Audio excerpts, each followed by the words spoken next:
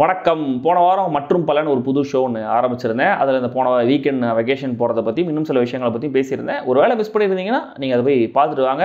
இந்த வெள்ளிக்கிழமைக்குள்ளே போன வெள்ளிக்கிழமை வியாழக்கிழமை ரிலீஸ் ஆன படங்களை எல்லாம் முடிஞ்ச வரைக்கும் பார்க்க ட்ரை பண்ணுறேன். மக்கள்கிட்ட கேட்டிருந்தேன் ட்விட்டரில் என்ன படம் பார்க்கலாம், ஃபஸ்ட்டு எதை பார்க்கலாம்னு சொல்லுங்கன்னு. எதிர்பார்த்த மாதிரியே ஃபியூரியஸாக தான் எல்லாருமே சொல்லியிருந்தாங்க. ஆனாலுமே கூட நம்ம தமிழ் படத்துக்கு முன்னுரிமை கொடுப்போமே அப்படின்னு 2வது இடத்துல இருந்த பிடி சார் படத்தை முதல்ல பார்த்துட்டேன். ஸோ அந்த பிடி பீரியட் எப்படி இருக்குது அப்படிங்கிறத தெரிஞ்சுக்கலாம். அதுக்கு முன்னாடி subscribe, comment, like and share.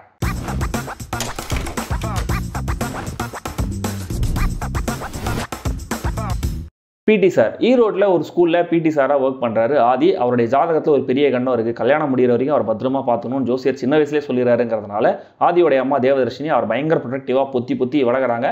Aadhi work பண்ணுற ஸ்கூல் பக்கத்துலேயே ஒரு காலேஜ், 2த்துக்கு ஓனர் தியாகராஜன் ஈரோட்டிலே ஒரு பெரும் புள்ளியாக இருக்கார். ஆதியோட எதிர்த்த வீட்டில் இருக்கிற அனிகா காலேஜ் கல்ச்சரல்ஸுக்கு போயிட்டு வர வழியில் செக்ஷுவலாக ஹராஸ் செய்யப்படுறாங்க. அந்த பசங்க அதை வீடியோ எடுத்து நெட்லையும் போட்டுறாங்க. அது பயங்கரமாக வைரல் ஆகிடுது.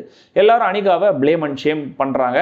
ஆனால் ஆதி மட்டும் அனிகாவுக்கு சப்போர்ட் பண்ணுறாரு. ஆனால் இந்த ஒரு சம்பவம் அடுத்தடுத்து ஒரு பெரிய பிரச்சனையாக உருவாகி ஒரு பாயிண்ட்ல தியாகராஜனை நேரடியாக எதிர்க்கிற ஒரு சிச்சுவேஷனுக்கு ஆதி போயிடுறாரு. இதுக்கப்புறம் என்ன ஆச்சு அப்படிங்கிறது தான் பிடி சார். ஹிப்ஹாப் ஆதி ஃபன் பண்ணுற காட்சிகளில் அட்டீஸ் இருக்காரு. கொஞ்சம் பயந்து ஒதுங்குற மாதிரியான காட்சிகளை கூட பரவாயில்ல. ஆனால் அந்த எமோஷனல் காட்சிகளை கேரி பண்ணுறது கொஞ்சம் கஷ்டப்படுறாரு.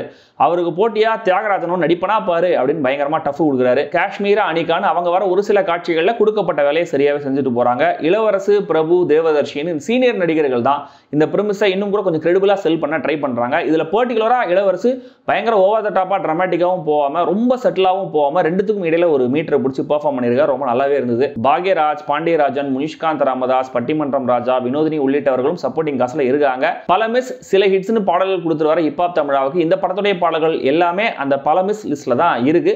பின்னணி இசை, ஒளிப்பதிவு, எடிட்டிங் உள்ளிட்ட மற்ற விஷயங்கள் எல்லாமே பேசிக்கா பர்பஸை ஃபுல்ஃபில் பண்ற லெவல்ல மட்டுமே இருக்கு. செக்ஷுவல் ஹராஸ்மெண்டால பாதிக்கப்படுற ஒரு விக்டிமை இந்த சொசைட்டி நடத்துற விதம், அதனால அந்த விக்டிம் பாதிக்கப்படுற விதம், இதுக்கான ஒரு தீர்வுன்னு ஒரு கோரை வச்சுக்கிட்டு அதை சுத்தி கமர்ஷியலான திரைக்கதையும் ட்ரீட் பண்ணியிருக்காரு இயக்குனர். இந்த மெசேஜ் கண்டிப்பா முக்கியமானது, ரெலவென்டானது. அதை கொஞ்சம் ஓவர் த டாப்பா போய் பயங்கர எமோஷனலா சொல்லதான் ட்ரை பண்ணியிருக்காங்க. ஆனா அதை சுத்தி கட்டப்பட்டிருக்கிற இந்த கமர்ஷியல் பூச்சுங்கிறதா இந்த படத்தை அதிகமாகவே பாதிக்குது. ஓபன் பண்ண உடனே பரபரப்பா ஒரு சீனை காமிச்சிட்டு அந்த கோர் கதைக்கு வரதுக்கு ரொம்ப நேரம் எடுத்துக்கிறாங்க. ஒரு புக்கை ஓபன் பண்றோம், முதல் பேஜ்ல ஒரு கொலை நடக்குது அப்படின்னு சொல்லிட்டு அந்த கொலைக்கான பிளானிங் 60வது பேஜ்ல ஆரம்பமாகுது. எவ்வளவு அயற்சியா இருக்குமோ இந்த ஃபர்ஸ்ட் ஹாஃப் அவ்வளவு அயற்சியா இருக்கு. காமெடி, சென்டிமெண்ட், ரொமான்ஸ் இந்த ஃபர்ஸ்ட் ஹாஃப்ல எதுவுமே பெருசா ஒர்க் ஆகவே இல்ல. திடீர்னு சீரியஸான ஒரு மொமெண்ட்டை டைல்யூட் பண்ற மாதிரி காமெடி பண்றாங்க. பேக் டு பேக் பாடல்கள் வருது. டீச்சரை ஒரு சின்ன பையன் வந்து லவ் பண்றான் அப்படிங்கிற மாதிரி அபத்தமான காமெடின்னு இந்த ஃபர்ஸ்ட் ஹாஃபை தாண்டறது சற்றே கடினமான விஷயம். பட் இன்டர்வல் பிளாக் அட்டகாசமான ஒரு பேங்க். அதுக்காகவே பயங்கரமா மெனக்கெட்டு யோசிச்சிருப்பாங்க போல இருக்கு. அதே யோசனை படத்துடைய மற்ற பகுதிகளுக்கும் போயிருக்கலாம். அந்த இன்டர்வல் பிளாக்கு முன்னாடி வர காட்சிகளுமே கூட கோர் கதைக்கு கான்ட்ரிபியூட் பண்ணியிருந்தா அந்த இன்டர்வல் பிளாக் இன்னும் கூட பெட்டரா இருந்திருக்கும். பட் ஸ்டில் நோ கம்ப்ளைண்ட்ஸ், நல்லாவே இருந்தது.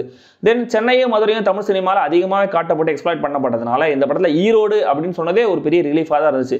இதனைக்கு படத்தில் பெருசாக அவுட்டோர் ஷூட்டிங் நிறைய லேண்ட்ஸ்கேப்லாம் எக்ஸ்ப்ளோர் பண்ணல. பட் ஸ்டில் நம்ம புதுசாக ஒரு லொகேஷன் காமிக்கிறாங்க மைண்டில் இருக்குல்ல, அது கொஞ்சம் ஃப்ரெஷ்ஷாக ஃபீல் ஆச்சு. செகண்ட் ஹாஃப்ல ஒரு கோர்ட் ரூம் ட்ராமாவாக கதை மாறுது. கோர்ட் ரூம் நிறைய காட்டுறாங்களே தவிர அந்த டிராமாவே இவங்க பில்ட் பண்ணவே இல்லை. ராதர் ஹீரோவுடைய மாச பில்டப் பண்றதுக்கு நிறைய ஃபோக்கஸ் பண்ணியிருக்காங்க. மசாலா படங்கள்ல மக்கள் பெருசாக லாஜிக் எதிர்பார்க்க மாட்டாங்க. ஆனால் இந்த மாதிரியான மெசேஜ் ஓரியன்ட் படங்கள்ல கொஞ்சமாச்சும் லாஜிக் கனெக்ட் இருக்கும். ஆனா அதை பத்தியும் பெருசா கவலைப்பட்ட மாதிரி தெரியல. கிளைமேக்ஸ்ல பெரிய ட்விஸ்ட்னு ஒண்ணு வச்சு முந்தைய ஓட்டைகள் எல்லாத்தையும் அடைக்க பார்த்துருக்காங்க. அந்த ட்விஸ்ட் கொஞ்சம் டூ மச்சா திடீர்னு ஏதோ பயங்கர ஷாக்கிங்கா ஒன்று பண்ண மாதிரி தான் இருந்துச்சு. தவிர ஆர்கானிக்கா அந்த நரேஷனுக்குள்ள ஃபிட் இன் ஆகல. மெசேஜ் சொல்றதுக்காகவே உருவாக்கப்பட்ட சிச்சுவேஷன்ஸ், கோர்ட்ல ஒரு கேஸ் நடந்துட்டு இருக்கும் போதே மக்கள் லைவா அதுக்கு ரியாக்ட் பண்ற விதம், பிடி சாருங்கிற டைட்டிலுக்கும் படத்துக்கு எந்த சம்மந்தமும் இல்லாம இருக்கிறதுன்னு இந்த படத்துடைய ஆடான விஷயங்களை ஈவனா எண்ணிக்கிட்டே போலாம். அண்ட் இந்த படத்தை பார்க்கும்போது இதே சப்ஜெக்ட் இதே மாதிரி கோர்ட்ரூம் டிராமாவே இன்னும் அழுத்தமா பெட்டரா டீல் பண்ண நேரு படம் மைண்ட்ல வந்துட்டு போச்சு. மொத்தத்தில் இந்த பிடி சார் விக்டிம் பிளேமிங், ஷேமிங் மாதிரியான முக்கியமான விஷயங்களை பேசியிருந்தாலும் பேசப்பட்ட விதத்தில் ஒரு பெரிய தாக்கத்தை கிரியேட் பண்ணல. பிடி பீரியட்ல மாரல் சயின்ஸ் வாத்தியார் வந்து பாடம் எடுத்த மாதிரி பெரும்பாலான நேரம் நம்மள ஒரு மந்த நிலையில தான் இந்த படம் வச்சிருக்கு. ஆக்சுவலாக இந்த படம் பெரிய ஸ்கிரீனை விட சின்ன ஸ்கிரீன்ஸ்ல ஒர்க் அவுட் ஆகிறதுக்கு அதிக வாய்ப்புகள் இருக்கு. இந்த படத்துடைய முக்கியமான கிளிப்ஸ் எல்லாம் கட் பண்ணி சோஷியல் மீடியாவில் ஷேர் பண்ணி இதை ஏண்டா சுமார்னு சொன்னீங்கன்னு எதிர்கால சந்ததிகள் பொங்கி எழலாம். ஆனா அவங்களுக்கு நம்மளுக்கு தியேட்டர்ல கிடைச்ச எக்ஸ்பீரியன்ஸ் புரியாது இல்லையா?